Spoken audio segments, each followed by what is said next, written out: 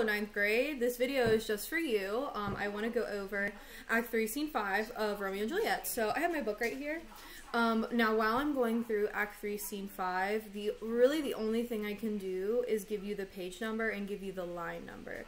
So if you have no idea what a line number is, even if you don't have your book, it still has this on the PDF. But if you look at your book, you can see there's these tiny numbers on the side. These are line numbers. So that is the best way that I can give you the location of kind of where I am in the book. So just make sure that if you don't have your book out, pause this video and get it now. But let's just go over this. So Act 3, Scene 5 is very dramatic. I'm going to go ahead and pause the office. But the summary for Act 3, Scene 5, you can see right here on the side. It says, Romeo and Juliet separate at the first light of day. So as you know, Romeo was still able to ascend to her bedroom because that was apparently very important. So Romeo was still able to go up to her bedroom so that they could consummate their marriage. So he was still able to do that. The nurse left and then Romeo rushed off to go meet Juliet, and Friar Lawrence is trying to create a plan. He says that Romeo is going to hang out in Mantua, which is just a different city, and he's going to hang out there while Friar Lawrence and the nurse kind of try to figure out what's going on. So they kind of have a plan, but Romeo is in Juliet's bedroom right now, which is a great plan. So just after Romeo has descended from Juliet's room, her mother comes to announce that Juliet must marry Paris. And you remember Act 3, Scene 4 was super short. It is where Paris was trying to talk to Juliet, where like her cousin had just died, so it's like, you should leave. But he had just tried to talk to Juliet, and Juliet's parents were like, yeah, like she can't really come down right now, you know, she's mourning. And Juliet's father makes a very rash decision. He is scheduling their marriage for Thursday, and it was currently Monday night at that time. So now it is the morning of Tuesday. Only about 48 hours have passed so far in the story of Romeo and Juliet. I think that Lord Capulet has kind of changed his mind because, as you guys remember, during the party scene that he threw, he kind of realized that there was like the passage of time, and he kind of was realizing how old that he was, and even though he really cherishes Juliet, I think that Tybalt's early death kind of freaked him out, and he's trying to secure, you know, Juliet's life in case something bad happens. I kind of think he's going through a crisis, personally, like that's my opinion, but he makes this decision. So in this scene, Juliet's mom is like, hey, like, you have to marry Paris. When Juliet refuses, her father becomes enraged and vows to put her out on the streets if she will not accept Paris as her husband. The nurse recommends that Juliet forget the banished Romeo and regard Paris as a more desirable husband. So the nurse is really trying to reason with her, and like, I get it. The nurse is like, hey, like, Paris is a nice guy, he's really rich, like, he's cute, and he's fine, like, you should just marry him, like, it's fine. And Juliet is like, no, because she's super in love with Romeo after their 48 hours of whatever. So she says, no, I don't want to do that. Juliet is secretly outraged at the nurse's advice and decides to seek Friar Lawrence's help. So the only ally, you know, that Juliet had, the nurse, has kind of turned against her. So as we begin Scene 5, Juliet is telling Romeo, this is right on the bottom of page 155. You can see I've kind of colored it right here. Juliet says, wilt thou be gone? It is not yet near day. It is the nightingale, not the lark, that pierced the fearful hollow of thine ear. Nightly she sings on yon pomegranate tree. Believe me, love, it was the nightingale. So the sun is rising. Juliet and Romeo are kind of like, you know, like being cutesy, and the birds are chirping because it's morning, but Juliet's like, oh, like, it's not a morning bird, it's a nightingale, tee-hee-hee, like, trying to get him to stay. But it's like, Juliet, lives are at stake, so I need to go. So they're kind of like, you know, making all of these jokes, and, you know, they're basically prolonging Romeo's escape to Mantua. On page 159, it says, Romeo says, more light in light, more dark in dark our woes. So the lighter that it gets, the sadder, you know, that he becomes, and the darker their woes become. Enter nurse. Obviously the nurse knows what's going on, so when she enters in on Romeo, it's not surprising or anything. The nurse says, Madam Juliet. Nurse, your lady mother's coming to your chamber. The day is broke. Be wary. Look about. So Juliet realizes that they need to go. So Romeo Descends, very important. So right here in line 54, there is some very important foreshadowing. So Romeo is climbing down her terrace to the floor, and Juliet says, O God, I have an ill divining soul. Methinks I see thee now, thou art so low, as one dead in the bottom of a tomb. Either my eyesight fails, or thou look'st pale. So Juliet has this weird foreshadowing moment, whereas Romeo's climbing down in the, you know, in kind of like that dark, like as the sun is rising in the morning, it looks like Romeo's descending into a tomb, which is like tee-hee-hee foreshadowing, because we know that like he will eventually die and he will eventually go to Juliet's tomb when she is faking her death. So it's like a big foreshadowing moment. She sees this. Please, why are you doing that? Sorry, my dog's eating my slipper. Watson, seriously? Anyway, so she has a big foreshadowing moment, and it looks like Romeo's like descending into a tomb, which is actually going to happen. So she kind of senses, as you can see, there's like a lot of ominous things going on in the play. So kind of like when you guys are doing your argument essay where it talks about like whose fault is it, you know, you can see there's a lot of these like ominous premonitions that these people are having, you know, obviously telling them like, hey, this is a bad idea, but they're all ignoring it. So it's like, okay, like obviously there are all these signs in front of you and you just don't care. So it's something to consider, I think, for your essay. So anyways, Lady Capulet comes in and she's a little harsh. So this is page 161, line 71 here. And she says, Evermore weeping for your cousin's death? What, wilt thou wash him from his grave with tears? And if thou couldst not make him live.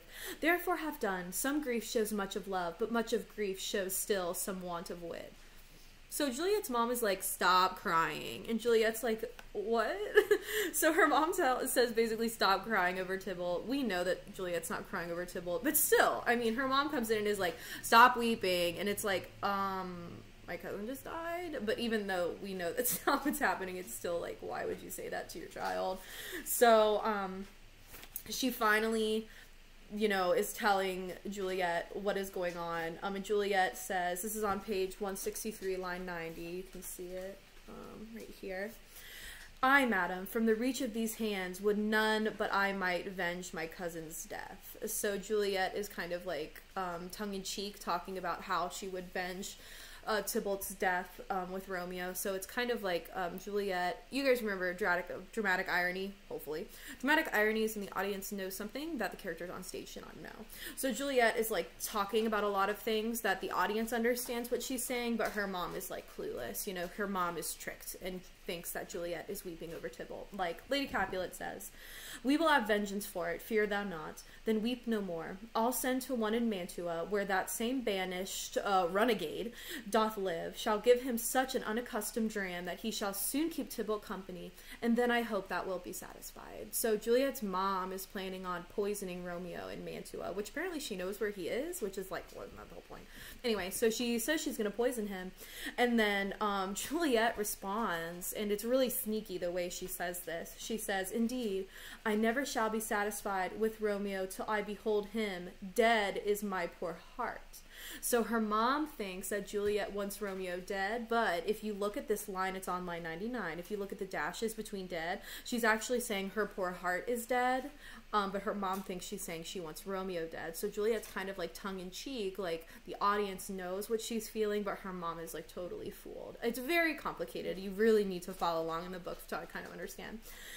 So for a kinsman vexed. Madam, if you could find out but a man to bear a poison, I would temper it, that Romeo should, upon receipt thereof, soon sleep in quiet. Oh, how my heart abhors to hear him named, and cannot come to him to wreak the love I bore my cousin upon his body that hath slaughtered him. So again, Juliet's like being kind of creative. You know, she's trying to kind of like meet with her mom, but and kind of like meet her halfway, but we know Juliet is kind of lying, and she's kind of doing double speak, you know, and she's pretending to feel that way, but we as the audience know something different. So it's a very interesting scene. Juliet says, again, I actually labeled this dramatic irony in my book, so this is page 165, line 125, right here. Juliet says, now by St. Peter's Church and Peter too, he shall not make me there a joyful bride. I wonder at this haste that I must wed ere he that should be husband comes to woo. So obviously Juliet is like, you want me to get married right now? Like after I've been mourning? She's like, I don't know about that. She says, I pray you, tell my lord and father, madam, I will not marry yet. And when I do, I swear it shall be Romeo, whom you know I hate, rather than Paris. So like, tee hee hee. Like, Juliet's trying to tell her mom, like, I'd rather marry a killer than marry Paris. But we as the audience know that, like, she's already married to Romeo, so she can't get married again. So she's kind of just, like, being clever. Enter Capulet and the nurse. So Capulet and the nurse enter. So Juliet's dad enters. And this is when he gets mad and basically throws her out. So Juliet is like, hey, like, I really don't want to get married. And her dad is like, seriously? Like, this is a really nice guy. You know, he basically says, you should be thanking us. On 167, he says, doth she not give us thanks? Is she not proud? Doth she not count her blessed, unworthy as she is, that we have wrought so worthy a gentleman for her to be a bride? So her dad is like, he's awesome. What is your problem? Obviously, he does not fully understand what's going on with Juliet. However, he did already tell Juliet that she did not have to marry him, and now he's kind of flipping the script. So even though there's dramatic irony and he doesn't know what's going on, I still feel like, Dad, you told her one thing and now you're doing something else. So, they keep going. He says, line 160, on page 167, he says, oh, I will drag thee on a hurdle thither. Out, you green sickness carrion. Out, you baggage. You, tallow face. So he calls her garbage and then demands that she leave the house. And then at the bottom of this page, Juliet is kneeling and she says, good father, I beseech you on my knees. Hear me with patience, but to speak a word. And then Capulet's like, no. He says, hang me, young baggage, disobedient wretch. I tell thee what, get thee to church on Thursday, or never after look me in the face. Speak not, reply not, do not answer me. My fingers itch. He's saying he wants to slap her, so he says, my fingers itch. It says, wife, we scarce thought us blessed that God had lent us but this only child. But now I see this one is one too much, and that we have a curse in having her. Out on her, Hilding. So he is pissed. And then the nurse says, God in heaven bless her. You are to blame, my lord, to rate her so. So the nurse does try to defend her, and the nurse is like, whoa, like, that's a little intense. Like, you should not treat her this way. You know, she's kind of going crazy. Lord Capulet calls her Lady Wisdom and says, hold your tongue, good Prudence. Smatter with your gossip so. Watson, I'm busy. Here's my dog. Do you want to be on cam? Oh, God. Do you want to be on camera? Okay. So, Lord Capulet basically, you know, is sassy to the nurse as well. And he's like, oh, Lady Wisdom. He's like, get out. Like, don't talk to me. He's like, all you are is an old gossip. Which the nurse, it's like, rude. There he is. Hi. I'm doing something right now. Oh my God, Watson, please. I'm busy. So, on 169 here at the bottom, you can see Capulet has, you know, kind of this long speech here. He's basically just angry. He's upset with, you know, how Juliet is responding. And then at the top of 171 after his speech, you can see he exits and he's very upset. So Juliet and her mom are alone with the nurse as well. And Juliet says, is there no pity sitting in the clouds that sees into the bottom of my grief? Oh, sweet my mother, cast me not away. Delay this marriage for a month, a week, or if you do not, make the bridal bed in the dim monument where Tybalt lies. So Juliet is like, I would rather die than marry him. Like, she's like, Mom, like, please don't throw me out. Like, please try to postpone this. I can't do it. And then her mom says, talk not to me, for I'll not speak a word. Do as thou wilt, for I have done with thee. So she's basically like, Juliet, I don't know what to do. She's like, I don't know what to do with you. I don't know what to do with your dad. She's like, don't talk to me. I have to go. So this is when Juliet and the nurse kind of have their little disagreement. So Juliet rises on page 171, line 217.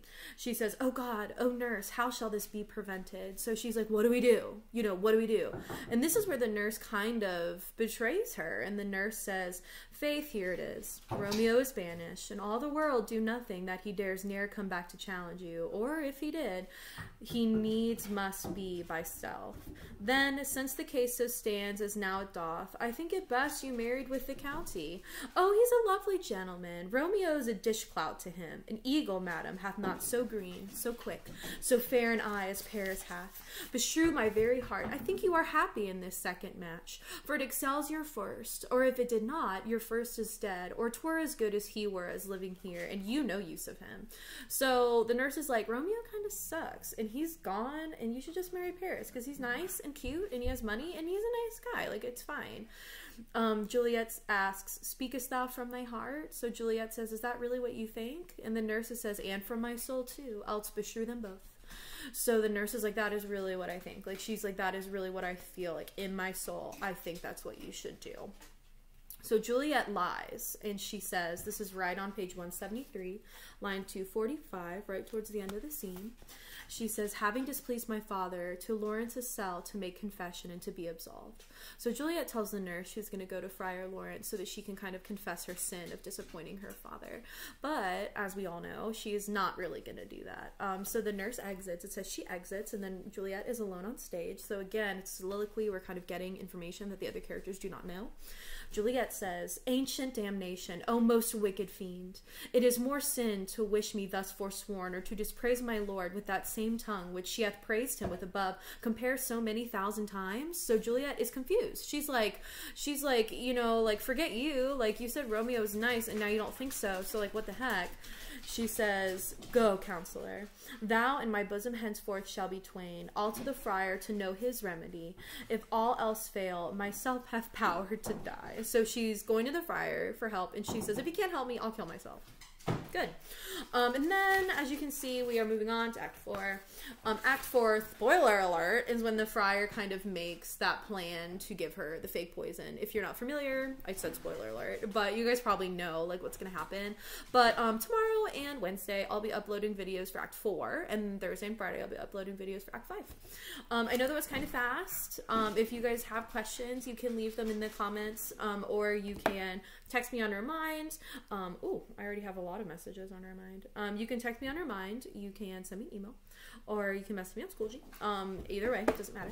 But I hope this helped. I have my book. If you guys don't have your book, I do have the PDF on Schoology, so you can always use that.